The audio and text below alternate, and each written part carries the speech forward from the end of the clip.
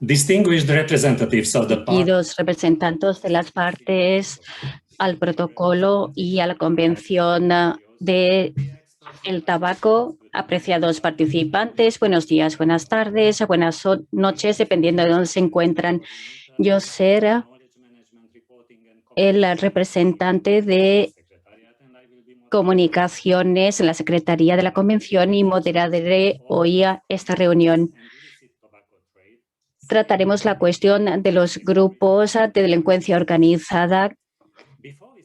Y antes de comenzar la parte formal de esta reunión, voy a tratar distintas cuestiones administrativas. Hay interpretación en inglés, francés, español, ruso, chino y árabe. Y en la parte inferior pueden hacer clic en la interpretación, seleccionar su idioma de preferencia y así se podrá eliminar el idioma original.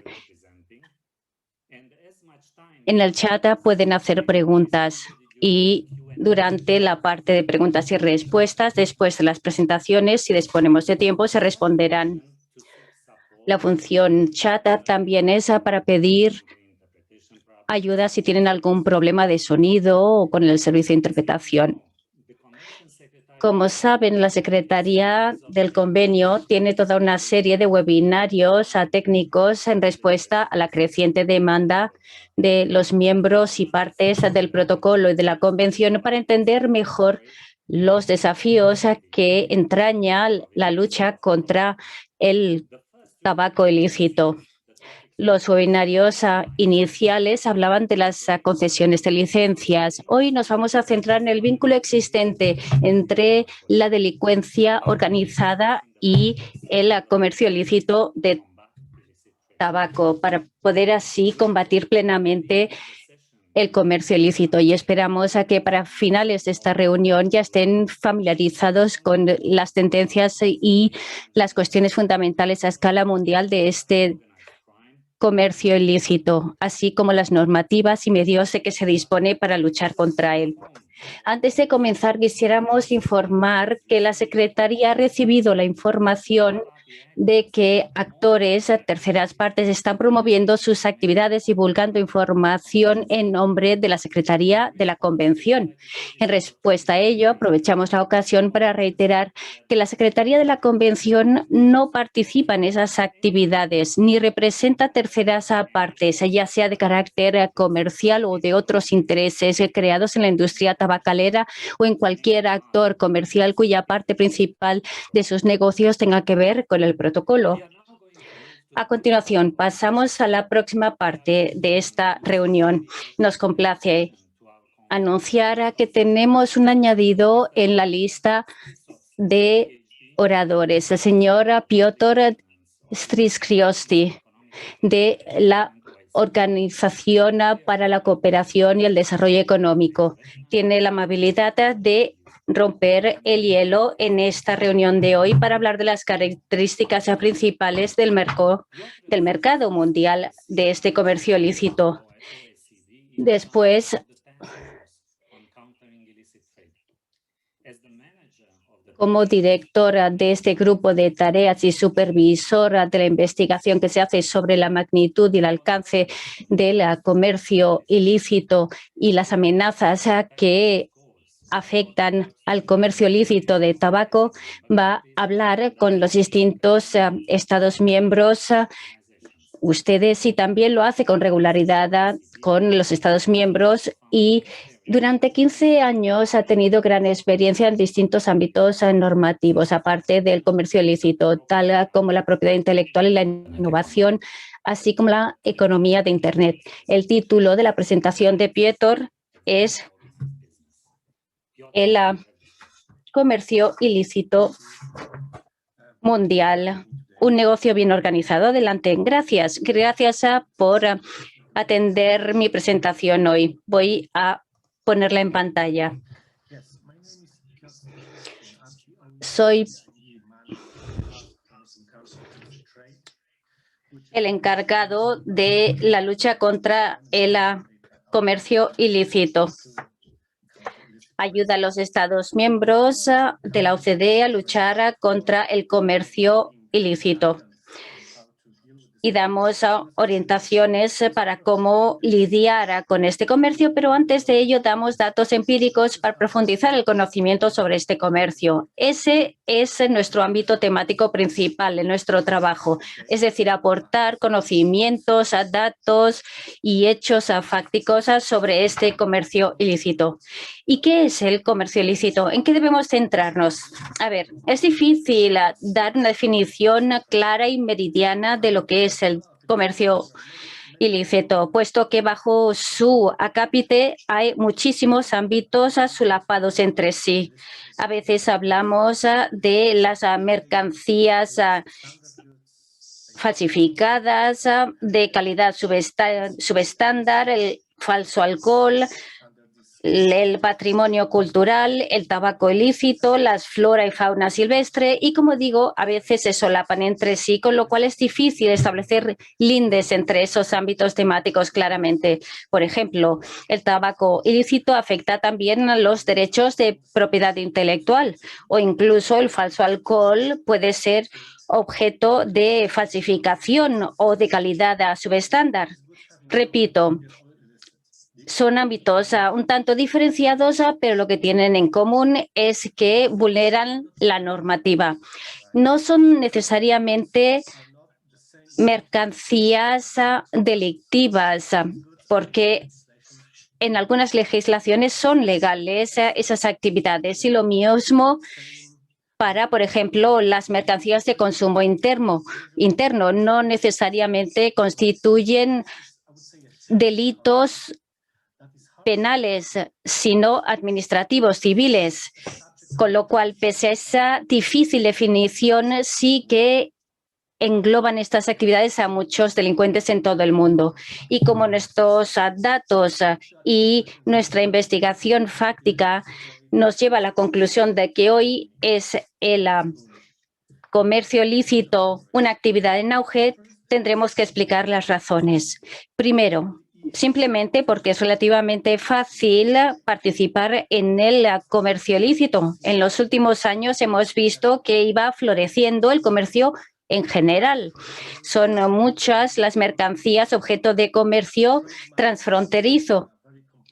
A veces la cartografía comercial es muy compleja, pero a la vez también hay muchos avances en la logística, por ejemplo, en las zonas libres de comercio o el transporte facilitado a través de la cadena de suministro.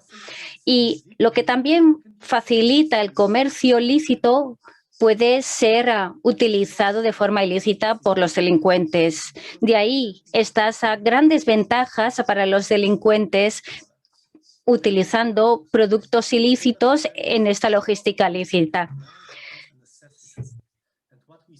Y a veces lo que observamos es que las necesidades comerciales constituyen en efecto una solución a la que echan mano los delincuentes, falsificadores, traficantes, con lo cual es bastante fácil, por así decirlo, dada tanta complejidad, enzarzarse en este comercio ilícito. Pero a la vez, por así decirlo, es un negocio fiable. ¿Por qué? Porque a diferencia de los delitos penales con estupefacientes y con armas, a veces cuando se trata de estos otros productos no se consideran de un riesgo de nivel elevado y de ahí que sea relativamente fácil el contrabando de el tabaco en comparación con los estupefacientes. Y tercer elemento de la facilidad de este comercio es que las penas son de poca monta. Por ejemplo, el contrabando de estupefacientes incluso puede ser objeto de pena capital.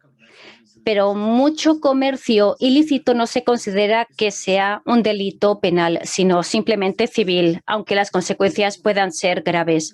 Decía, este comercio ilícito en la actualidad goza de un gran auge por esa facilidad, esa fiabilidad y porque las penas no son de gran entidad, haciendo que ahora también se vayan proliferando estas redes de comercio ilícito. Y en el resto de mi presentación me voy a centrar en 3 ámbitos en que recabamos información para apuntalar estas constataciones de que esta delincuencia o este comercio ilícito es en efecto una delincuencia muy bien organizada. ¿Por qué?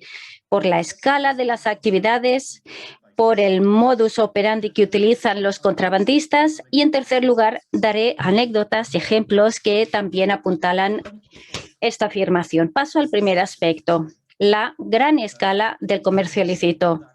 Como dije en mi introducción, en la OCDE mi trabajo se centra en aportar datos, pruebas empíricas sobre el comercio ilícito, dando datos fácticos sobre este fenómeno, a diferencia de nuestros colaboradores que trabajan en el ámbito laboral, comercial, etcétera. Yo tengo el lujo de poder tener acceso a las estadísticas oficiales nacionales sobre el comercio y el comercio ilícito, y hay que tener en cuenta la información parcial que recibimos de la policía, de la industria, de las fuerzas del orden.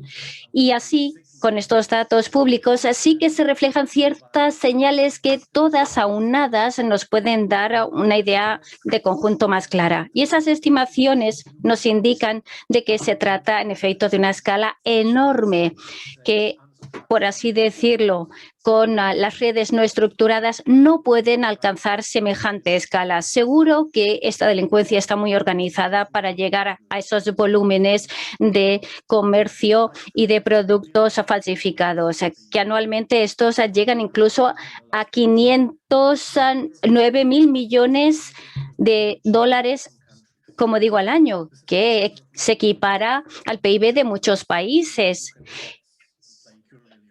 Y, desde luego, nada comparable, por ejemplo, a cuando nos toca la lotería. Es una escala enorme.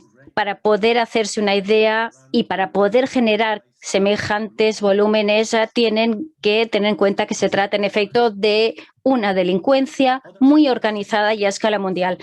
Otras estimaciones indican que un 10% del comercio del tabaco es a través de estas redes ilícitas, una cantidad también ingente. Y pasando a los sectores que están contaminados, por así decirlo, con estas mercancías de calidad subestándar o falsificadas o ilícitas, es enorme. Es verdad que son sectores muy diversos y son aquellos precisamente donde se arrojan los mayores beneficios y donde quizás la capacidad de fiscalización se ve también muy afectada. De ahí también que aprovechen la ocasión los delincuentes. Pensemos también en el comercio de la flora y fauna silvestre, con una estimación de 20.000 millones de dólares al año. Pero aquí, en este sector, lo fascinante es que la oferta y demanda rebasa con creces lo que es imaginable a escala mundial. Es un hombre de negocios nada ético el que puede hacer encajar oferta y demanda en puntos muy lejanos del mundo para poder alcanzar estos volúmenes ingentes de comercio ilícito. Con esto quiero decir que todas las señales dispersas nos muestran a las claras esa escala enorme de las redes de actividad ilícita. Y tengan en cuenta que estamos operando simplemente con datos parciales, que esto es solo la punta del iceberg. Segundo grupo de datos empíricos para ver la magnitud del comercio ilícito es el modus operandi de estas redes. No se trata, desde luego, de empresas locales, no. Estas personas pueden abusar efectivamente muchas soluciones logísticas modernas para su comercio. Por ejemplo, el transporte en contenedores.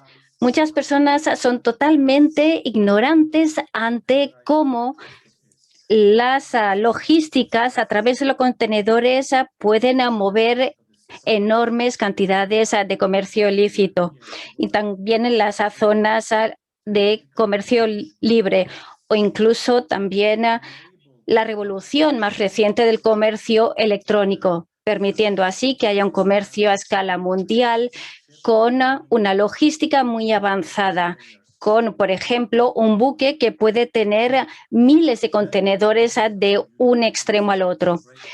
Todo esto, todos estos buques pueden contener todo tipo de mercancías ilícitas, tabaco, medicamentos, armas incluso, y por ello se necesita luchar con una amplia gama normativa de medidas para poder luchar contra este comercio ilícito. Hay, en algunos casos, zonas francas que están a disposición de los delincuentes que ya saben cómo beneficiarse de estas buenas soluciones con fines malévolos. Pero no les quiero vender la idea de que todo esto es malo, de que los contenedores son malos, el comercio es malo, incluso las transacciones electrónicas son malas. No, simplemente tengan presente que hay muchas personas que abusan de estas herramientas que tenemos a nuestra disposición. También hay que tener presente que existen redes mundiales de operaciones. En la mayoría de los casos, las redes de comercio ilícito no suelen ser locales, suelen ser, en muy pocos casos, operaciones de país a país. Observamos a muchos actores intermediarios en medio, muchos mediadores, que son los que se encargan de maximizar los beneficios. Estas redes, como aparece en el punto número 3, comparten información de manera rapidísima y muy eficiente. Llegan a los puntos de información para saber cómo poder entrar en el país de destino, cómo poder solventar los problemas de aduanas o conseguir el papeleo necesario para poder introducir esas mercancías lo más rápidamente posible. Todo junto hace que este modus operandi y los factores de la delincuencia organizada nos muestran que estos delincuentes están muy bien organizados a escala mundial. Otro punto que también nos muestra la presencia de crimen organizado es, sobre todo en conjuntos de ejemplos más bien anecdóticos, que existen redes bien establecidas con patrones bastante similares en diferentes sectores. Y cuando los analizamos, por ejemplo, el tabaco o productos farmacéuticos, observamos muchísimas similitudes en los patrones de operación. Por ello vemos que los contrabandistas de estos bienes, por lo general, suelen ser conductores de tráilers y no saben siquiera la mercancía que están transportando de un país a otro. Y en este sentido observamos que el comercio ilícito está en el centro de la logística y muchos de los actores que participan en la cadena son completamente inconscientes de lo que están haciendo. Y en el caso del tabaco, como los beneficios son tan altos, los riesgos son muy bajos, muchos asumen estos riesgos. Nuestros colegas en Europol nos dan muchísimos ejemplos pertinentes para ellos sobre cómo entran en juego los diferentes factores y cómo se amalgaman en diferentes puntos salientes que nos muestran cómo la delincuencia organizada afecta al comercio ilícito de muchísimos sectores y muchísimos productos. Interrumpe el moderador. Piotr, le quedan menos de 5 minutos. Sí, una de otra cuestión importante es que las economías involucradas en la delincuencia organizada suelen ser países en los que hay redes terroristas bastante activos. Por ejemplo, países de Asia, estos países que suelen tener más implicación en delincuencia organizada suelen tener gran presencia de redes terroristas. Como les decía, para concluir, tenemos simplemente pruebas anecdóticas porque estamos ante ante un problema a escala mundial y descomunal. Aquí les traigo un ejemplo de Polonia, porque yo soy polaco, donde les muestro cómo la Guardia Fronteriza hace una incautación histórica de más de 10 millones de dólares en productos del tabaco. Ni un solo contrabandista por sí solo puede generar tantísimos ingresos del contrabando de tabaco. Esto es delincuencia organizada. Les voy a presentar otro ejemplo de nuestros informes, porque, como les digo, los datos son muy difíciles de encontrar y con las evidencias que queremos plasmar en algún sitio, tenemos estudios que compartimos con nuestros asociados. Si tienen algún ejemplo relevante que quieran compartir conmigo, pueden enviármelo a la dirección de correo electrónico que les pongo aquí abajo, porque nos va a resultar muy útil. Muchísimas gracias, Piotr, por esta presentación contextual para entrar de lleno en lo que nos ocupa. Doy la palabra ahora a Simon Hayson, de la Iniciativa Mundial para Combatir la Delincuencia Organizada, una ONG que tiene su sede aquí en Ginebra, la GITOC, que nos va a mostrar los vínculos entre el comercio ilícito de productos del tabaco y los grupos de delincuencia organizada. Está especializada en delincuencia organizada y en expansión urbana mediante la corrupción y cómo todo ello cambia el medio ambiente. Simón ha estado implicada de lleno en el trabajo del GITOC en el Asia del Sudeste y ha realizado muchísimos estudios sobre los marcadores de la delincuencia en toda esta región. Su presentación va a versar sobre el comercio ilícito de productos del tabaco y los grupos de delincuencia organizada. Tiene solo 15 minutos, Simón. Muchísimas gracias a la OMS por haber organizado esta mesa redonda. Creo que es un proyecto fantástico para mejorar el cumplimiento del protocolo y gracias a Piotr por esta presentación y este resumen que nos ha traído sobre cómo funciona la delincuencia organizada.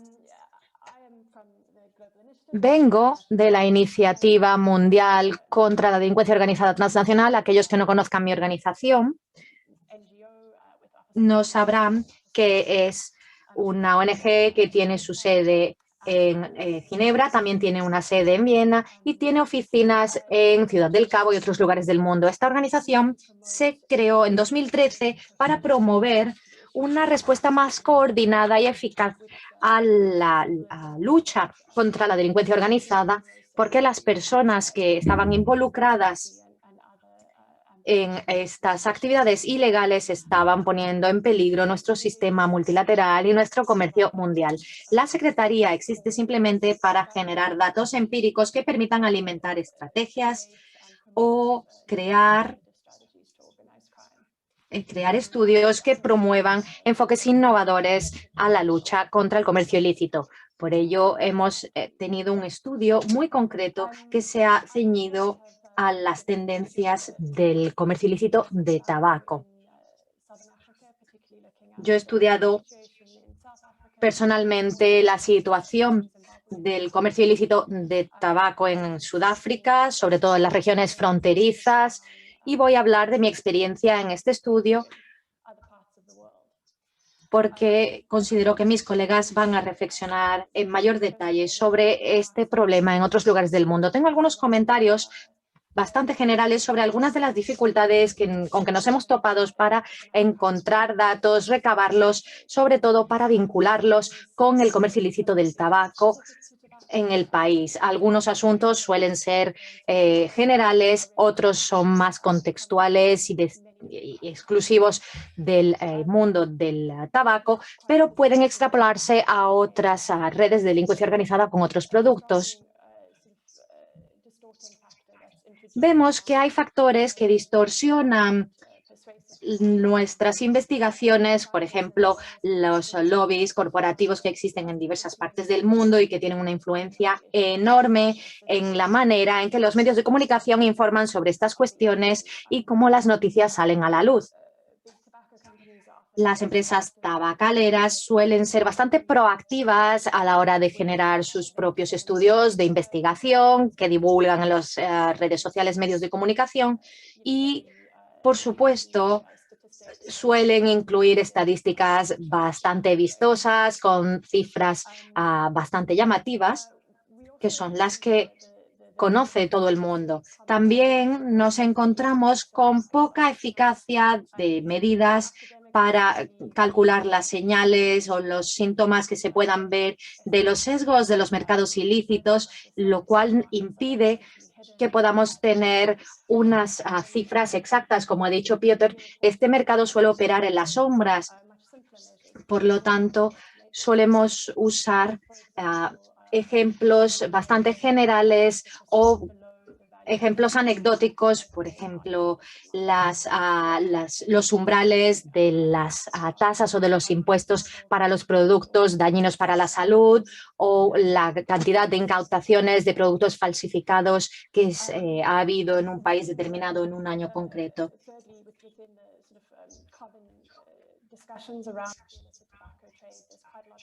Hemos mantenido una conversación general sobre el comercio ilícito de tabaco y cómo este financia las redes terroristas internacionales. Son cuestiones que están muy vinculadas y es muy importante porque suele ser este dinero del comercio ilícito el que alimenta estas redes criminales, no yendo al desarrollo de la economía del país. Y por lo general son las redes terroristas las que más se alimentan de las rutas del comercio ilícito. A veces puede haber una caracterización distorsionada de cómo funciona este vínculo, por ejemplo, que esto solo afecte a los países con un menor estado de derecho o con una peor gobernanza, cosa que no es cierta. Por ello, vemos que hay una invisibilidad generalizada de la impunidad y del papel que pueden desempeñar las fuerzas del orden, hasta tal punto en que cuando se toma la decisión de detener o de enjuiciar a alguien, tiene que recaer siempre esta decisión dentro de las fuerzas del orden nacionales. Por ello se declara una guerra al comercio ilícito del tabaco, porque a veces fuera del país puede alimentar acciones de corrupción o redes de evasión fiscal y, como vemos, la envergadura es mucho mayor. El problema es que los mercados ilícitos no utilizan datos financiados por la industria y no utilizan tampoco datos que vengan de las fuerzas del orden, por lo que es difícil calcular exactamente las cantidades sometidas a este tipo de comercio. Lo que vemos a través de los observatorios regionales es que la información se puede recopilar de manera directa, ya sea mediante entrevistas a consumidores, a participantes o incluso viendo con las redes de la sociedad civil cuál es el impacto del comercio ilícito en sus actividades concretas. Algunos observatorios han realizado estudios empíricos y otros han realizado actividades de seguimiento administrativo para darnos un vistazo general de qué es lo que ocurre en diferentes regiones del mundo. La OMS me ha pedido que hable de los tipos de actores que se involucran en el comercio ilícito. Esto es una pregunta bastante interesante porque se trata de un mercado, de una industria que es enorme, que es mundial, y que se manifiesta en maneras muy diferentes. El comercio transnacional, el contrabando. Nosotros hemos destacado sobre todo el papel que desempeñan los ejecutivos corporativos en las redes de comercio ilícito, sobre todo porque muchos de ellos dependen de la colusión entre los gobiernos y los sindicatos o pertenecen a la casta política. También están en el nivel más bajo de colusión, pueden ser trabajadores dentro de las fábricas o representantes sindicales que están involucrados en en el comercio, a lo mejor transportan bienes de manera transfronteriza o no son conscientes de que lo que están transportando es una mercancía ilegal. Pueden también implicarse grupos cuyo principal papel es generar finanzas para empresas que los han contratado o subcontratado.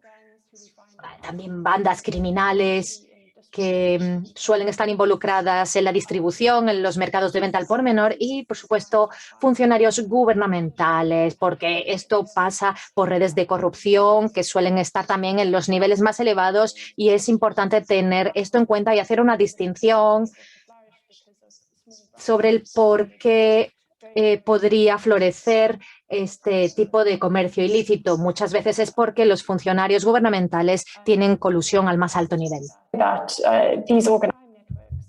Estas redes delictivas organizadas tienen también una coordinación a escala mundial. Lo vemos con productos específicos producidos en Asia que son transportados ilegalmente a otras partes muy lejanas del mundo, pero que tienen unos cauces de comercio regionales muy sólidas de estos productos ilícitos. Y esta es una cuestión a tener muy en cuenta.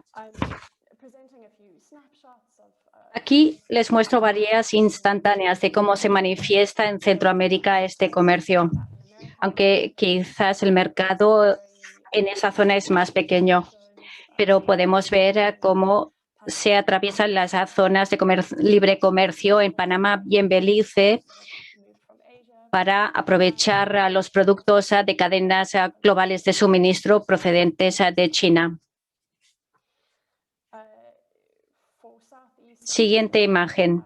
Para el sudeste asiático podemos observar también que hay una gran infraestructura de este comercio ilícito aprovechado por los delincuentes. Podemos, por ejemplo, cómo se aprovechan incautaciones, incluso se aprovechan zonas y cauces de libre comercio en toda la región, aprovechando igualmente esta infraestructura de los depósitos en aduana o puertos que a veces es con la connivencia del funcionariado público. La fabricación de productos del tabaco puede ser también falsificada. En otras partes del mundo quizás es más pronunciado. En cualquier caso, participa regionalmente todo el mundo en este contrabando. Las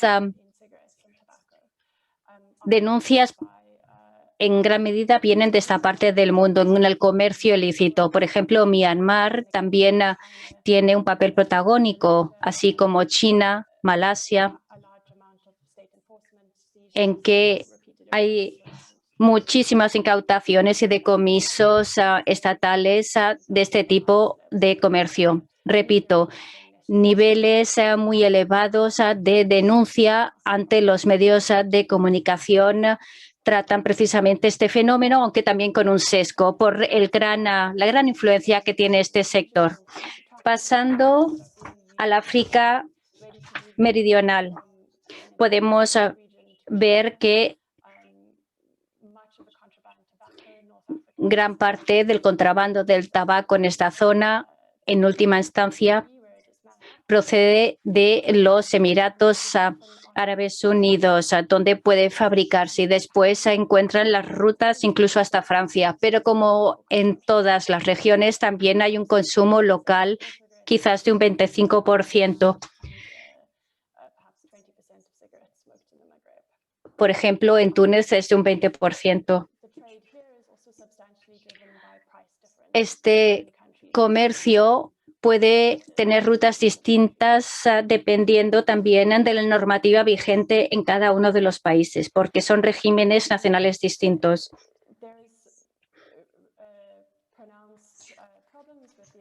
Hay grandes problemas en el África subsahariana relacionados con el tráfico de tabaco. En efecto, hay empresas tabacaleras, tanto nacionales como internacionales, independientes, que encuentran las condiciones para conseguir un contrabando, lo cual da pie a menudo indirectamente, quizás como resultado de la influencia que se da en los gobiernos. Digo, esto da lugar a que se afecte en las cadenas mundiales de suministro para que haya una evasión fiscal. Y el caso sudafricano también es paradigmático en el comercio ilícito, porque Sudáfrica tiene un mercado de producción nacional que hace posible que se consigan más manipulación de las exportaciones. Y en todo el continente también hay, por ejemplo, entre Zimbabue y Sudáfrica bastante contrabando, y eso a distintos niveles. Por una parte están los grandes camiones que pueden cruzar la frontera fácilmente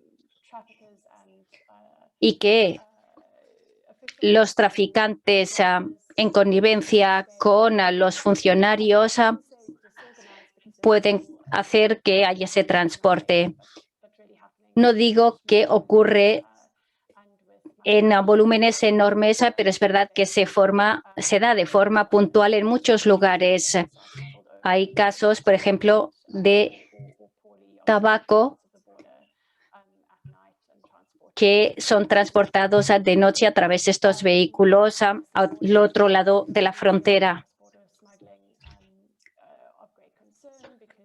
Esto es motivo de gran preocupación, puesto que estos grupos delictivos en la región después tienen enlaces con otros países de la región. Por ejemplo, en Kenia hay consorcios delictivos que están presentes en todo el continente.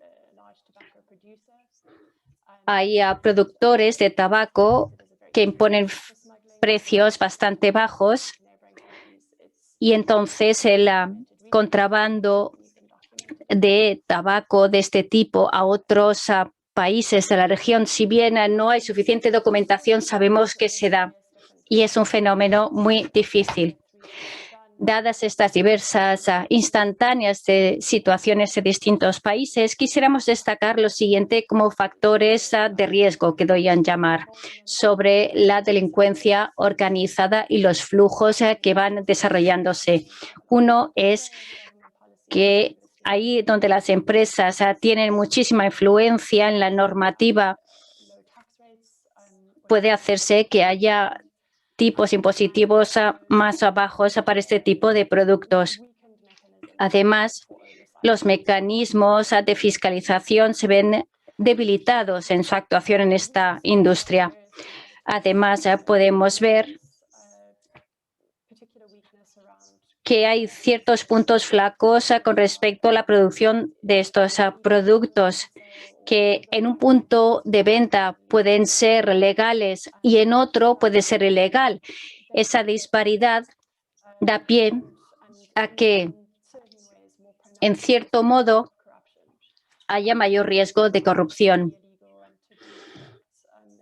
Sobre todo de estos productos llamados tabú o del pecado, como es el alcohol o el tabaco, porque a veces empresas con una actividad ilegal pueden mostrar una cara legal aprovechando ciertos cauces o alegando que son campañas o donaciones, pero moviendo volúmenes de comercio ilícito ingentes.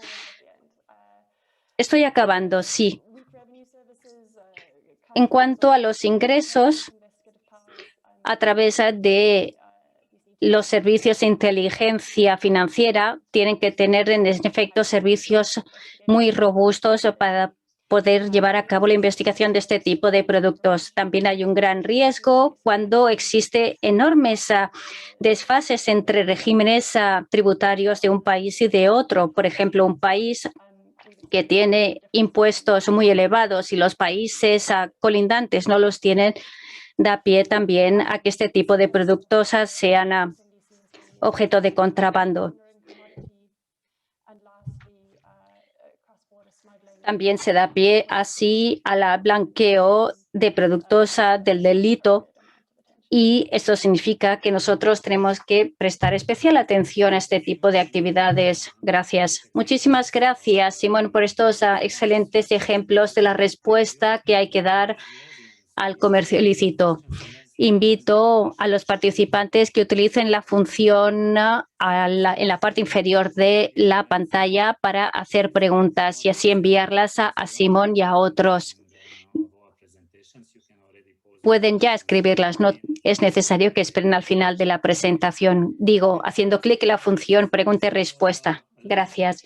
Siguiente orador, el señor Theodore Le Guillet, que trabaja en la Oficina de las Naciones Unidas en la lucha contra las drogas y la delincuencia.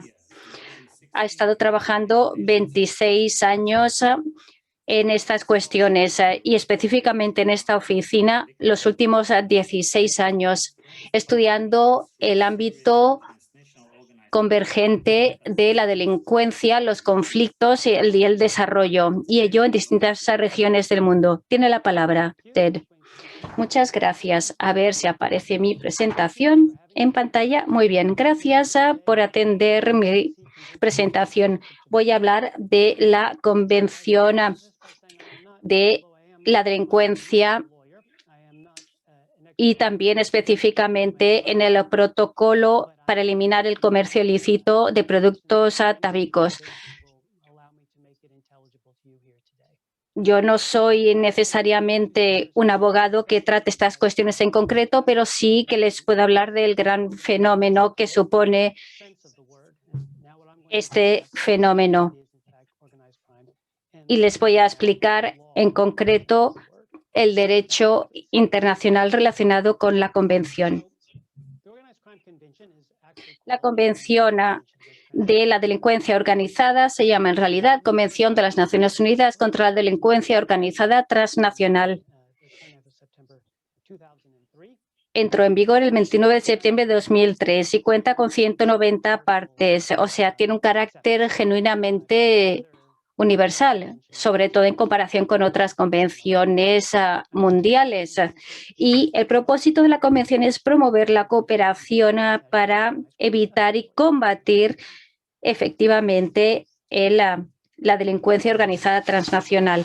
Artículo número 1 de la convención. Cuando suscriben los estados esta convención para formar parte de las partes, valga la redundancia, de esta convención, se están obligando a penalizar como delito conductas específicas también en su normativa nacional, específicamente en 4 ámbitos. Primero, la participación en grupos delincuentes organizados, que es lo que se da en llamar la conspiración. También lo que es el blanqueo de los productos del tabaco. También tipificar como delito la corrupción y la obstrucción a la justicia. Estos 4 ámbitos temáticos especializados que se mencionan en la Convención son desarrolladas después en su articulado.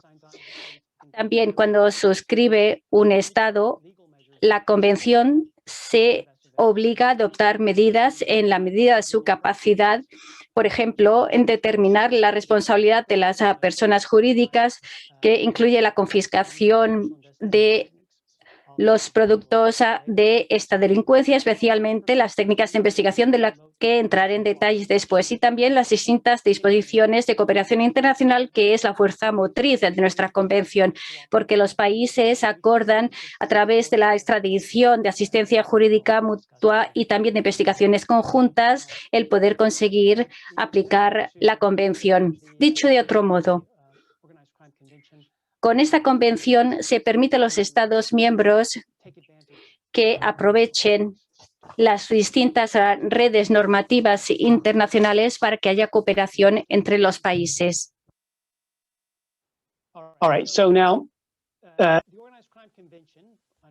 Esta convención en el artículo 2, en el artículo 3.1 se aplica solamente a delitos graves y a otros delitos que sean punibles en las legislaciones nacionales. Esto quiere decir que el delito debe ser grave y debe estar castigado por la ley en el país.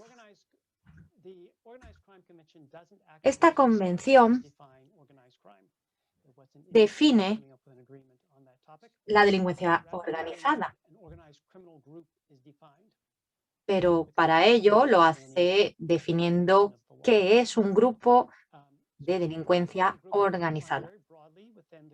Se describe ampliamente en la convención y se hace con intención para no entrar en matices, simplemente para mostrar la dinámica de la delincuencia organizada y su naturaleza completamente cambiante. Y una parte de la definición dice que habla de un grupo bien estructurado de 3 o más personas que existen durante una duración determinada de tiempo.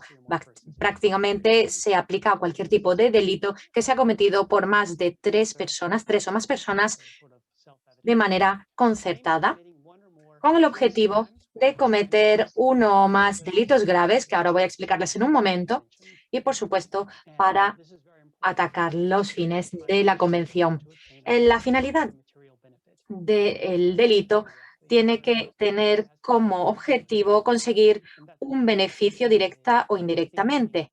De esta manera se puede diferenciar la característica de la delincuencia organizada de otro tipo de delincuencia, por la manera en la que ésta se ejecuta. Siguiente diapositiva. Ahora, la definición de delito grave aparece también en la Convención como delito que tenga un castigo de un máximo de 4 años de privación de libertad o que sea tipificado como un delito más grave. Pero no todos los delitos que tratamos aquí en cuanto al comercio ilícito serían objeto de una pena de al menos 4 años de prisión. Ahora, la cuestión de la internacionalidad de un delito, la definición de qué es transnacional. Se comete en más de un estado, se comete en un estado, pero una parte sustancial de su preparación, planificación, dirección o control tiene lugar en otro estado. Se comete en un estado, pero incluye a un grupo delincuente organizado que opera en más de un estado, o que se comete en un único estado, pero tiene efectos sustanciales en otro estado. Y como se trata aquí de comercio transnacional, la mayoría de estas condiciones se cumplen en el caso que aquí nos ocupa. La Convención sobre el Delito Organizado trae diferentes medidas jurídicas. El artículo 10 habla sobre la responsabilidad de las personas jurídicas. También puede estar sometido a penas si el Estado miembro no cumple con la convención. También se puede permitir el decomiso internacional, y esto es muy importante para aquellos países que deseen indemnizaciones por los daños que han generado las redes organizadas criminales operando en su estado.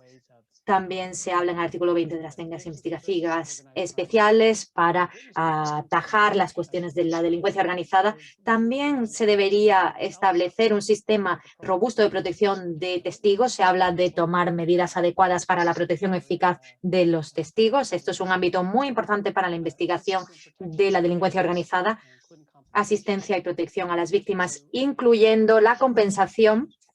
Y, por supuesto, esto permite la mejora en la cooperación con otros actores como otros gobiernos u otros actores involucrados o interesados.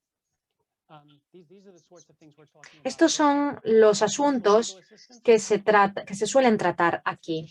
Por ejemplo, la asistencia jurídica mutua, la extradición, también muy importante, como pueden ver en el lenguaje que aparece aquí, no es obligatorio para los estados partes. Se habla de que estos deben considerar los acuerdos y las leyes que deben ser coherentes con las disposiciones jurídicas existentes. Como ya saben, algunos países tienen condiciones que no permiten la extradición, a menos que haya un acuerdo bilateral sobre extradición con disposiciones muy concretas. Pero el propósito de esta convención internacional es permitir la posibilidad de la extradición. También la cooperación entre agentes de cumplimiento de la ley. Es algo que está previsto en la Convención, las investigaciones conjuntas, la cooperación internacional con motivos de decomiso. Es muy importante también para recuperar los bienes objeto de la criminalidad, para ver también los daños que estos han provocado y para ver cuáles han sido los impactos de la salud o la pérdida de ingresos al fisco. También la transferencia de procedimientos penales, algo muy importante, porque hay muchos países en los que es difícil llegar a los antecedentes penales de ciertos delincuentes en algunos casos. Y por último, la transferencia de personas sentenciadas. Ahora, la cuestión de referencia que tenemos que responder hoy aquí, ¿se puede combatir el contrabando de cigarrillos utilizando esta convención? La respuesta es sí, pero si el delito de que se trate es punible con 4 o más años de prisión en su país. Pero si los fiscales pueden echar un vistazo amplio a esta definición, y se habla aquí de los 4 delitos enumerados en la Convención que estén tipificados en los diferentes códigos penales, como por ejemplo la conspiración, se puede hacer una trazabilidad de la delincuencia utilizando esta convención. El problema aquí es tratar la noción de la gravedad, porque esta convención se puede utilizar específicamente si se aborda la conspiración como un delito grave o si, por ejemplo, el grupo se considera grupo organizado, que ya saben que tienen que responder a la definición de estar involucrado en un delito grave. Pero, por supuesto, si un grupo organizado está operando en modo mafioso, teniendo en cuenta las disposiciones de esta convención, se podría utilizar la misma para tratar y atajar este problema de delincuencia organizada internacional, utilizando simplemente las disposiciones de la Convención, aunque la legislación nacional no incluya penas específicas para el tráfico ilegal de tabaco. Para estar seguro, llevamos varios años trabajando en estas cuestiones y hemos lanzado una campaña para intentar que el mundo se tome este tipo de delitos en serio, porque el comercio ilícito de tabaco muchas veces se ha desdeñado, no se habla de la violación de normas comerciales, del ataque a especies animales y vegetales vulnerables o en peligro de extinción. Y si hemos utilizado este tipo de comparaciones, ha sido para conseguir que varios países vengan a la mesa y nos muestren sus ejemplos, revisen su legislación y traten su legislación en materia de tráfico ilegal de bienes y servicios para mejorar el umbral que aplican en su país, tipificando esto como un delito grave, para que así esto pueda tener una visibilidad sobre las repercusiones sobre la salud pública que tiene el contrabando internacional de productos derivados del tabaco. Por supuesto, si se incluye una disposición sobre la extradición, esto podrá ayudar muchísimo a los países que están sufriendo esta plaga, pero para ello hay que tener en cuenta las relaciones bilaterales entre los países, porque muchas veces el suministro de productos del tabaco van de un país a otro y aquí hay poco que se pueda hacer. Pero gracias a esta convención, este tipo de cuestiones pueden salir a la luz de nuevo, siempre y cuando se permita la extradición de los delincuentes, permitiendo la asistencia jurídica mutua entre varios países y, sobre todo, esta cuestión de la cooperación para el decomiso, incluyendo a personas jurídicas, lo que incluyen bienes corporativos. Si hay una empresa multinacional que está alimentando el comercio ilícito, estos bienes se pueden incautar y se puede incluso exigir que haya una compensación a los estados parte que se hayan visto afectados por estas redes criminales. Espero que esto les haya ayudado. Estoy aquí para responder a cualquier pregunta que pudieran tener y doy la palabra al siguiente orador para que pueda entrar más de lleno en este asunto. Muchísimas gracias, Ted, por su presentación sobre la Convención de Naciones Unidas sobre la delincuencia organizada transnacional. Si tienen alguna pregunta, no duden en hacérnosla llegar mediante la función de preguntas y respuestas en la parte inferior de su pantalla, la plataforma Zoom. Vamos a ir ahora a nuestra última oradora, mi colega de aquí de la Secretaría del Convenio, Johnny Decker, que nos va a presentar unas diapositivas sobre cómo las partes del convenio se pueden beneficiar de un nuevo instrumento para luchar contra la delincuencia organizada para acabar con el comercio ilícito de tabaco. Johnny tiene la palabra. Muchísimas gracias, Tibor. Buenos días, buenas tardes, buenas noches a todos los participantes en la reunión. Es un enorme privilegio ser la última oradora en la reunión de hoy, porque creo que voy a poder hacer un resumen de los puntos salientes que se han tratado a lo largo de la jornada y cómo el protocolo se puede utilizar como instrumento novedoso en la lucha contra la delincuencia organizada de productos del tabaco, y les voy a ilustrar con algunos ejemplos que nos muestran de verdad cómo este instrumento puede beneficiar a las partes, no solo en la lucha contra el comercio ilícito de tabaco, sino también en su lucha contra los actores criminales que están involucrados en estas redes de comercio ilícito. Les voy a dar un resumen muy breve sobre el porqué de la necesidad de este protocolo y de sumarse a él. El comercio ilícito de tabaco financia otro tipo de actividades organizadas transnacionales como el terrorismo, los robos a mano armada. Aquí ven algunos titulares de algunos periódicos, pero también hace que los fiscos pierdan ingresos porque no se pagan impuestos de estos bienes ilícitos con los que se ha comerciado, y el presupuesto y las arcas nacionales se quedan vacíos, ya que los beneficios del comercio ilícito van a manos privadas. Aquí en Ginebra ya han mencionado algunos, ya han hablado de esta cuestión. Los productos ilícitos del tabaco suelen ser más asequibles, lo vemos aquí en nuestra labor cotidiana, pero no se suele comprobar lo que contienen estos productos. Suelen ser, por lo general, bastante más dañinos y perniciosos para la salud. ¿Cómo el protocolo puede ayudar entonces a las partes a poner coto al comercio ilícito y a llegar a los actores que operan en él?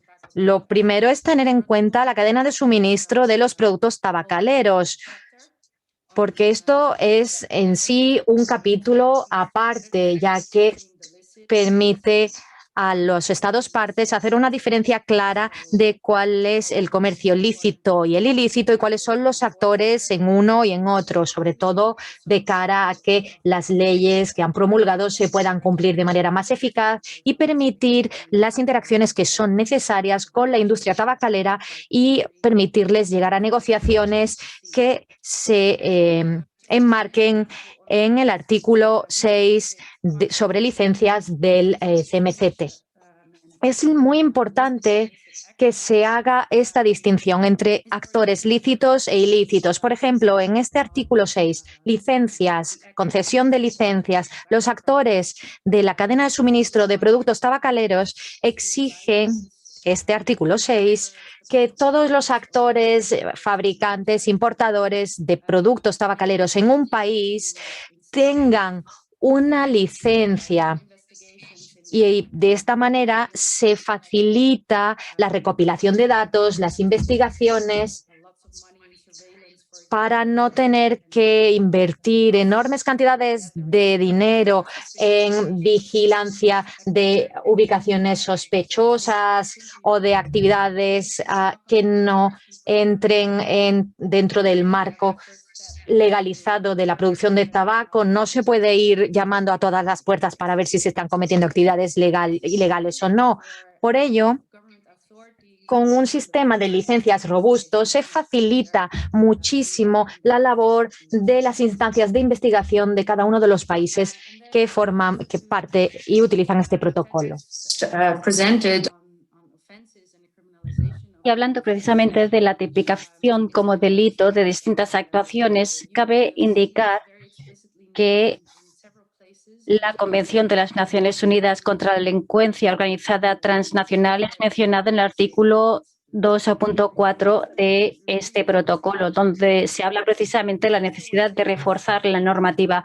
Pero lo que es especial también sobre el protocolo, en comparación con la Convención, es que hay un umbral muy bajo de tipo de delitos. Es decir, hay muchísimas actividades en que las partes están obligadas a establecer al menos un código de conducta umbral. Y como ya han dicho otros oradores, se trata de un umbral muy bajo, que con frecuencia no se considera un delito penal per se directamente, sino más bien de carácter civil o administrativo.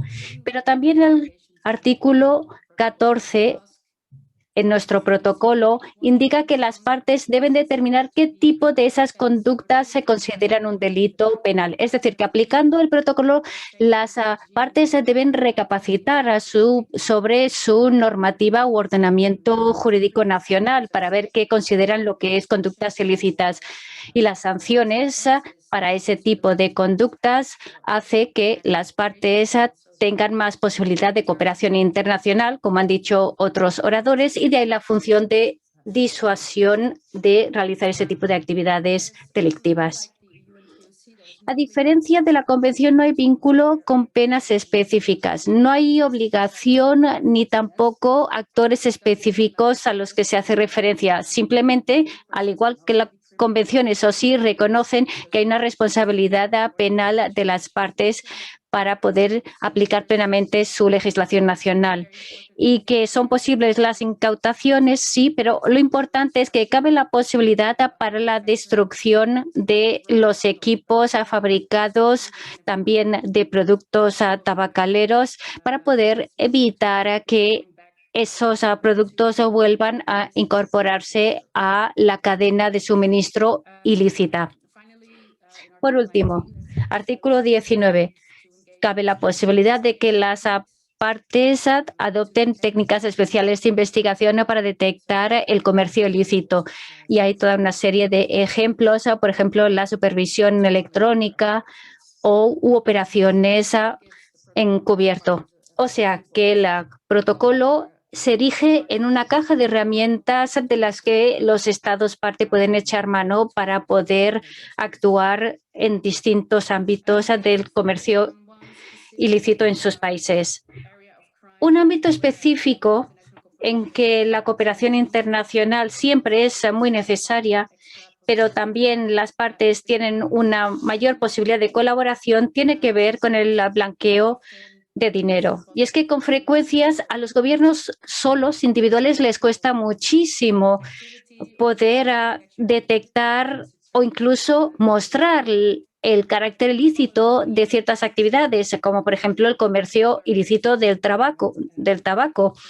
Pero a través de esta cooperación, las partes, como reconoce el propio protocolo en su artículo 14 sobre los delitos penales, indica que las conductas ilícitas es uno de los ámbitos en que la cooperación internacional es más necesaria, lo cual también es reconocido en el informe del comercio del tabaco que ha llevado a cabo el Grupo de Tareas de Comercio Ilícito sobre el Tabaco, que es una organización que se encarga de estudiar la financiación del terrorismo y el blanqueo de dinero. Y en su informe más reciente, a resumidas cuentas, viene a decir cuán importante es identificar cuáles son las fuentes de los flujos financieros ilícitos procedentes también del comercio ilícito del tabaco y, como ya han indicado otros intervinientes, las sanciones de estos delitos deben en efecto ser lo suficientemente contundentes para disuadir todo delito penal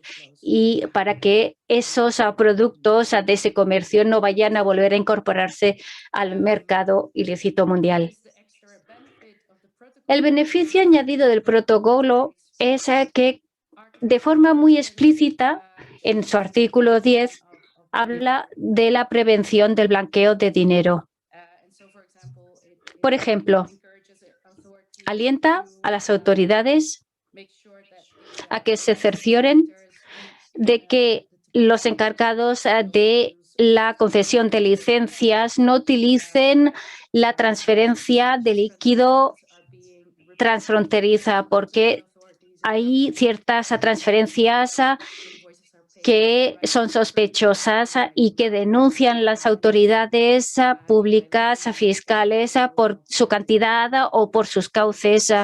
Y eso a veces puede aducirse que son meramente remesas a población de otro país, pero en realidad es una forma solapada de hacer también este comercio ilícito. Y por último, este protocolo también tiene un capítulo muy amplio sobre la cooperación internacional, muy diverso, y básicamente en su primera parte muestra cómo los países pueden intercambiar información entre sí, ya sea de carácter general sobre el comercio ilícito, pero también información de imposición de la ley. Hay muchos artículos, de hecho, en el protocolo, donde se habla de las diversas posibilidades de cooperación de forma explícita, basados en el intercambio de datos empíricos o técnicos, asistencia técnica, pero también en materia de fiscalización, de imposición de multas de los delitos. Y al respecto, cabe indicar que el protocolo no solo se centra en lo que es la cooperación internacional, sino que alienta a las partes igualmente a que colaboren dentro de sus fronteras nacionales entre distintas autoridades fiscales, aduaneras y de otro tipo, porque como ya hemos mostrado en otros webinarios, esa colaboración interna es fundamental para luchar contra el comercio ilícito de productos del tabaco. En este capítulo vemos que las autoridades de imposición de la normativa aduaneras o el Poder Judicial mismo tienen una función que desempeñar dentro de las fronteras, pero también en la colaboración internacional. También es esta parte del protocolo, pues una buena caja de herramientas para que las autoridades puedan echar mano de ellas en esa colaboración. En conclusión, el protocolo tiene un marco muy exhaustivo de medidas para que las partes puedan distinguir fácilmente entre lo que son productos lícitos e ilícitos, así como actores lícitos e ilícitos. Importante esto para luchar contra los grupos de delincuencia organizada. Además, se puede utilizar el protocolo para estudiar las raíces últimas de estas redes para que en el punto de entrada o de inicio de estas redes internacionales puedan llevarse a cabo investigaciones también internacionales. Esto en colaboración con otras partes o asociados en los gobiernos, puesto que el protocolo prevé, en efecto, toda una amplia panoplia de herramientas de colaboración. Gracias. Si tienen preguntas, aquí estoy. Muchísimas gracias, Johnny, por esta panorámica general. En efecto, nos han llegado ya las preguntas de los participantes y veo que, de hecho, los presentadores anteriores se han ido respondiendo en el chat, algunas de ellas. Qué bien. Aquí hemos recogido varias preguntas. Vamos a invitar ahora una pregunta por orador. Una pregunta iba dirigida a Piotr, de la OCDE. ¿Cuán importante consideran que las rutas inusuales del comercio internacional también sean aprovechadas para el tabaco? Adelante.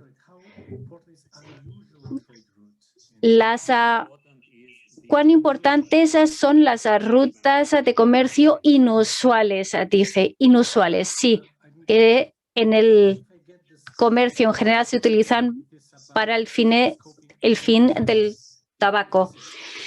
A ver, es verdad que en el comercio ilícito, por supuesto, se dan ciertas anomalías y uno de los factores primordiales para demostrar la verosimilitud de que ciertos cauces vayan a utilizarse para el tabaco ilícito, como puede ser, por ejemplo, para los productos farmacéuticos ilícitos, se trata precisamente de estudiar esas anomalías, es decir, el volumen de los envíos o los actores participantes o incluso el tipo de productos de que se trata. En efecto, se intenta hacer un uso abusivo de la normativa comercial habitual precisamente para pasar o soslayar el radar. Es muy importante estudiar muy de cerca esas anomalías porque incluso con la inspección de todas las expediciones, de todos los buques, es muy difícil controlarlo todo. No hay que subestimar pues, la importancia de esas anomalías que se dan. Gracias a Piotr por la respuesta. Segunda pregunta, dirigida a Simón. ¿Cómo las partes al protocolo pueden acceder a información sobre el comercio ilícito de productos del tabaco que no es financiado por la industria? Es decir, ¿dónde están esas fuentes de información que no son precisamente origen o financiados por la industria? Gracias, Piotr. Pregunta muy acertada. Sí, señor. A ver, yo creo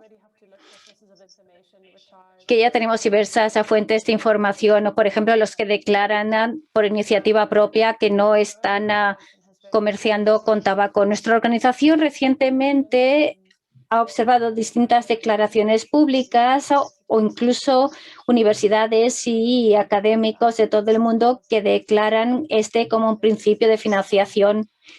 Y hay investigación, en efecto, que afirma que no recibe dinero de esta industria.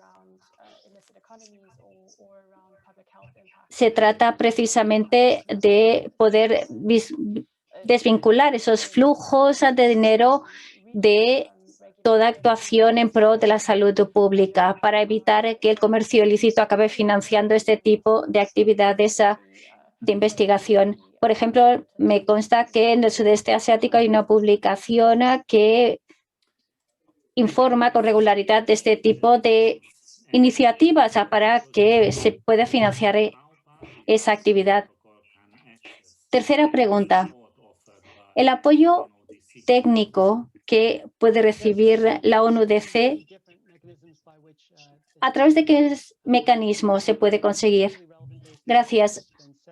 Hay distintos mecanismos. Hay un programa de control de los contenedores, por ejemplo, que da o imparte instrucción a los funcionarios encargados del transporte y las aduanas para que a través de la documentación y el trabajo administrativo puedan llevar a cabo de forma adecuada las distintas inspecciones. Es un empeño a escala mundial que es muy exitoso. Y yo creo que así los funcionarios aduaneros consideran que su papel es hacer el despacho aduanero lo más rápido posible, pero no, si les hablamos de ellos que también deben erigirse en agentes del orden y de la legalización, tendrán en cuenta que hay que controlar mejor el contenido de esos contenedores y así también se les aportarán las herramientas para poder conseguirlo. Si quieren, pueden ponerse en contacto con la Organización de las Naciones Unidas contra la Droga y el Delito para recibir más información. Gracias a Tera por esta información. Recordémonos, como dijo Piotr en su presentación, hay distintos recursos de información a disposición de todos, tanto de la ONUDC como de la OCDE y de otros organismos donde en efecto ustedes pueden remitirse a ellos y obtener mayor información. Siguiente pregunta. A Ione. ¿Qué opina sobre los obstáculos que se erigen en la cooperación internacional en la lucha contra el comercio ilícito de productos del tabaco? Gracias, Tibor. Tres aspectos tienen que ver con esos obstáculos de cooperación internacional. Primero, y más primordial, es algo, creo, de lo que han hablado todos los oradores. Las sanciones vigentes contra la lucha de este comercio ilícito de los productos del tabaco. deben verse que esas actividades ilícitas sean consideradas como delitos de mayor entidad, de mayor gravedad. Así, las sanciones también se fijarán en consecuencia para este tipo de actividades. Por ejemplo, en el marco de la ONU-DC. Por supuesto que siempre es un tanto peleagudo en materia de cooperación internacional en estos ámbitos ver que hay que ver cuál es la legislación nacional, porque cada Estado parte tiene derecho a proteger su propia jurisdicción y soberanía, con lo cual es verdad que debe haber esa predisposición, esa voluntad internacional para colaborar unos con otros. Diálogos y webinarios como estos son un buen ejemplo y son esenciales para aumentar los conocimientos sobre la temática, pero también la conciencia sobre la urgencia que reviste esa cooperación. Y para concluir, es cierto que mucha de la cooperación internacional en cuanto a la asistencia técnica que aparecen en el protocolo se centra en la disponibilidad de fondos, pero no solo, también disponibilidad de recursos, que haya suficiente capacidad humana para que haya una presencia que facilite una cooperación internacional entre los diferentes organismos y también internamente en el seno de un Estado parte de sus diferentes instancias y en cooperación con otras partes. Gracias, Johnny, por su respuesta. Hay una pregunta que acaba de llegar ahora para Ted. Ted, si tuviera que realizar más investigaciones sobre el contrabando de tabaco, ¿cuáles serían los ámbitos clave en los que tendríamos que prestar más atención? ¿Cuáles son los ámbitos claves de su investigación en cuanto al contrabando de tabaco? Bueno, les voy a decir lo que quiero hacer. Es algo que se ha hecho de manera muy similar a la criminalidad organizada. Es una base de datos mundial sobre incautaciones. Me gustaría que cuando hubiera una incautación, esto apareciera dentro de una base de datos centralizadas. Así podríamos observar las tendencias a largo plazo, podríamos crear algoritmos viendo la trayectoria de los diferentes países con respecto a sus capacidad de actuación, de proteger a los testigos, cuál es la tendencia en materia de corrupción. Esto a lo mejor no aparece en todos los casos, pero los datos de decomisos son muy útiles porque en muchas instancias no son los países los que pueden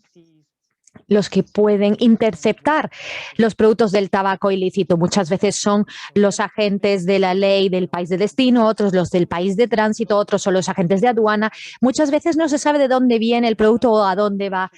Y no suele haber mucha información sobre el comercio ilícito o dónde este va a tener su destino final, pero sí se puede saber cuáles son las cantidades decomisadas. Esto ya lo hemos hecho con la trata de seres humanos, otros ámbitos de criminalidad y delincuencia organizada y, por supuesto, estaré encantado de colaborar con cualquiera que necesite un poco de asistencia o que quiera saber más al respecto. Gracias, Ted, por esta respuesta. Veo que Piotr ha levantado la mano. Adelante, Piotr. Sí, quería añadir algo a lo que acaba de responder Johnny sobre las barreras internacionales en la industria tabacalera. Como ha dicho Johnny, es una amenaza mundial, pero necesitamos un amplio abanico de aptitudes, no solamente competencias institucionales. Aquí serían competencias logísticas, de transporte marítimo, que es algo lo que trabaja la OMI. También tenemos a la OMC, también tenemos a la OMS en cuestiones de las repercusiones para la salud pública. Como les digo, aptitudes que están muy dispersas entre las diferentes instituciones y tener una iniciativa que coordine de manera holística a todas las instituciones que podrían verse involucradas para atajar este problema, podría hacernos enriquecernos de la experiencia de todos los actores interesados. Gracias, Piotr, por este comentario. Tengo una pregunta para Simón. ¿Tenemos información sobre la situación en Europa de estas tendencias? Porque usted ha destacado ejemplos en diferentes lugares del mundo, pero no ha comentado la situación en Europa. Si pudiera darnos algunas características o rasgos principales de la situación aquí, sería fenomenal. Muchísimas gracias por su pregunta. Tenemos, de hecho, un observatorio aquí en Europa para observar los flujos del comercio ilícito del tabaco. Y voy a mandarles a los participantes la información, los materiales que hemos extraído de los análisis que ha realizado nuestro Observatorio Europeo sobre el comercio ilícito de materias primas, porque en Europa se considera prácticamente un producto básico. Gracias, Simón. Quisiera añadir también que la Secretaría también tiene centros de conocimiento que son partes del CMCT y que hacen lo mismo que el protocolo, recopilan información y la divulgan en relación a los diferentes aspectos de aplicación del CMCT. Y uno de ellos tiene su sede en la Universidad del Cabo, en Sudáfrica, con las leyes de tasación de los productos del tabaco. Han creado, de hecho, en este sentido, una biblioteca electrónica para recopilar recursos sobre la tasación de productos del tabaco y el comercio ilícito. Los participantes que deseen visitar esta biblioteca virtual pueden echar un vistazo a los recursos que hay en la misma y que están a disposición de todo el mundo para controlar el comercio ilícito de productos del tabaco. No sé si los colegas desean mandarme alguna pregunta adicional. ¿Algo relacionado con lo comentado por los oradores? ¿No? Parece que esta era la última pregunta. Bueno, yo simplemente quiero animar a los colegas porque veo que las preguntas sobre las actas de la reunión son bastantes y simplemente les digo que una vez concluida la reunión, le enviaremos el enlace a la grabación y a las actas de la misma a todos los participantes. Antes de ello, quiero resumir lo que hemos hecho hoy en esta reunión. Hemos escuchado la envergadura del comercio ilícito de tabaco, sus factores de riesgo que contribuyen a sus elevados beneficios y al bajo riesgo al que se enfrentan las personas implicadas en este comercio ilícito. Se nos han mostrado los modus operandi de las redes de delincuencia organizada. Hemos visto ejemplos de tendencias regionales que también se han descrito en gran medida. Asimismo, hemos visto brevemente cómo funciona la UNTOC, el principal instrumento para atajar el comercio ilícito y la delincuencia transnacional organizada, cómo esta puede aplicarse a la lucha contra el comercio ilícito de tabaco en la cooperación internacional y en cuestiones como el blanqueo de dinero o la vigilancia de las cadenas de suministro. Esperemos que con esto se pueda conseguir sensibilizar y mejorar el conocimiento sobre todas las herramientas que están a disposición de los Estados miembros para combatir las acciones de los actores de la delincuencia organizada implicados en el comercio ilícito de tabaco. Hemos tenido algunas breves palabras sobre los regímenes tributarios del comercio del tabaco y son recursos interesantes que podríamos utilizar también en nuestros contextos nacionales. Algo que no deberíamos olvidar, no son solo los productos del tabaco los que son peligrosos, ni los más peligrosos, por supuesto. Podrían ser aún más peligrosos porque, bueno, ya los productos lícitos del tabaco son peligrosos, tienen enormes repercusiones para la salud pública y el efecto perjudicial para la salud no solo se aplica a los productos ilícitos del tabaco, también a los lícitos. Y es muy importante que esto no lo perdamos de vista. Gracias a todos por haber participado en la reunión de hoy. Han sido presentaciones muy interesantes, seguido de una sesión de preguntas y respuestas que nos han ilustrado a todos. Gracias a todos los participantes por haberse tomado el tiempo de participar en este seminario en línea. Para algunos de ustedes es muy temprano en la mañana, para otros muy tarde en la noche y les damos de verdad las gracias por su participación. Muchísimas gracias a los colegas intérpretes y a los colegas del servicio técnico por todo su apoyo. Tengo que dar también las gracias a mis colegas de la Secretaría del Convenio que han preparado y controlado en todo momento este seminario. En los próximos días vamos a darles los pormenores del próximo seminario en línea, tanto en nuestro sitio web como en nuestras redes sociales. Sigan en contacto con nosotros. Este ha sido el tercer seminario en línea. Vamos a celebrar un cuarto próximamente, probablemente el mes que viene, para que tengamos uno mensual. Las grabaciones en 6 idiomas de este seminario en línea estarán a su disposición en el canal YouTube de la Secretaría del Convenio. Así podrán volver a escuchar las presentaciones de nuevo o compartirlas con los colegas que no hayan podido unirse a esta sesión. Esto es todo por mi parte. Deseo que sigan estando con buena salud, que sean felices y los veo pronto. Se levanta la sesión.